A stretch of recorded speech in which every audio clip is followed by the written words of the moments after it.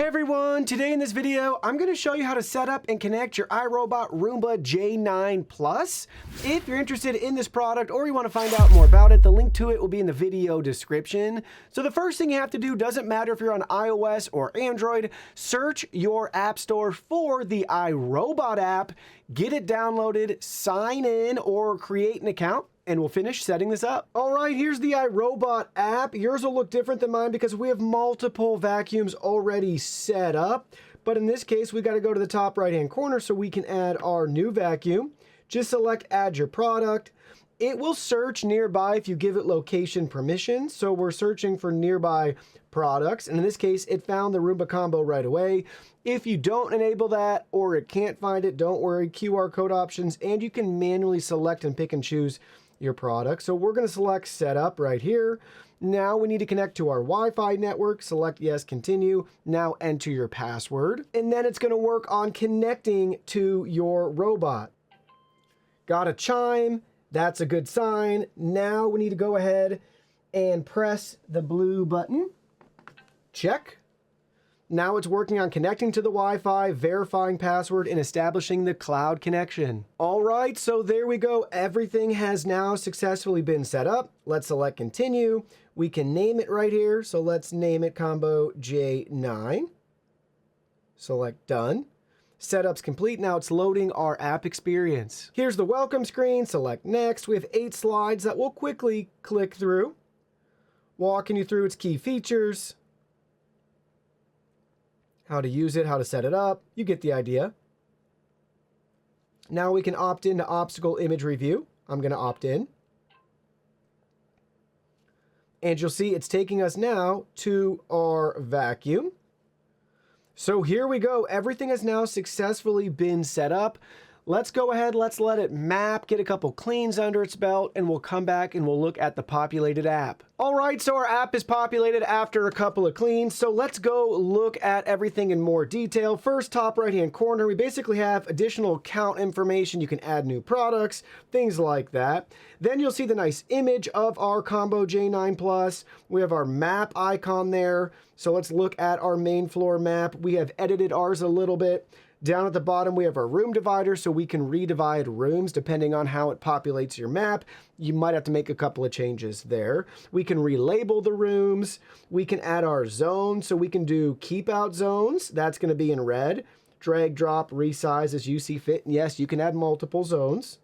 Then we have our no mop zones. That's going to be in purple. Same thing, drag and drop as you see fit. And then lastly, we have our clean zones, drag and drop as you see fit. So this can clean room by room, whole house, or particular zones. So that's what you're getting there within the map settings.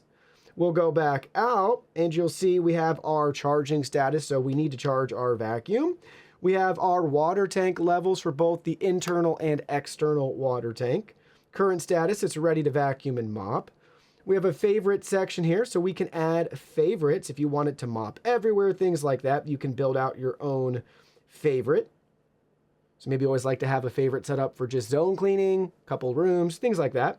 And then you can easily access them right there in the favorites tab. Then we have our scheduling option. There's 2 different ways you can schedule this, time or automation. Time is your standard schedule. Pick and choose your time, which days of the week, where you want it to clean. Then we have our automation. This is when you leave home, it's smart enough to detect when you're gone, it will run. So if you have like a not fixed schedule, a lot of variables, things like that, you might want to set up automation, but same thing, same settings. Then we have our cleaning history, so select that tab. It gives you a nice breakdown, area and lifetime cleans. Here we go, you'll see our history. So there's our first clean, and this is what it was able to cover. Identified 9 different obstacles, and it maps them for you. Pretty sweet. So get a breakdown too right here, about 460 square feet, an hour and a half. If you have any dirt events, they'll show up there. Cleaning time, if it had to charge at all during the clean, how long it was paused, how it was started. Let's begin our image review though. So this is really cool. So it senses a bunch of objects and things, and it's going to show the images here. So you can contribute it to database. You can mark it as a temporary obstacle, add keep out zone, no obstacle here. So this is kind of misleading because it's an obstacle, but I don't need to add a zone or anything. So I'm just going to say no obstacle here. This is an obstacle. So I'll just say temporary obstacle here. That's shoes. That's going to be a kid's toy, temporary obstacle.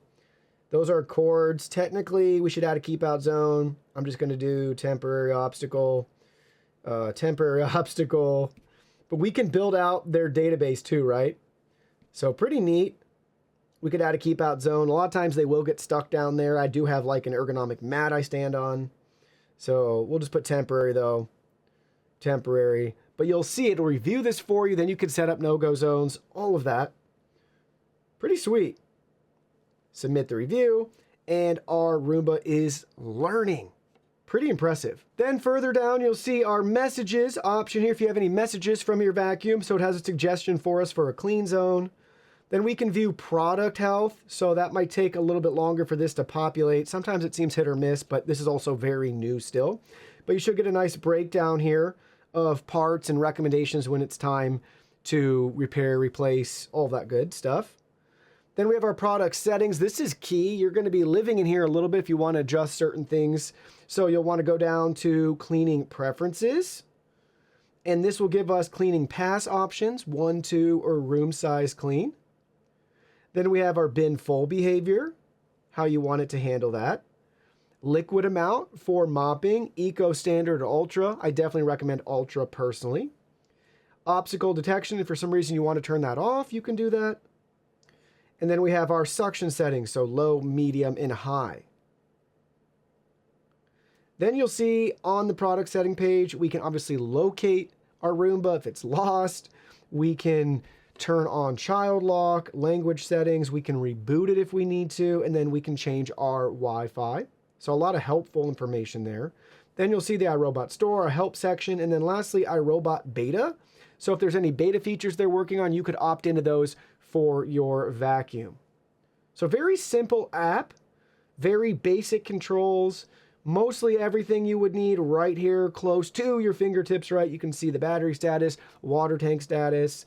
You'll have the option here too, if it's like back on the base and charging, to empty the bin. There'll be a couple more of those features you'll see as you're actually using your vacuum.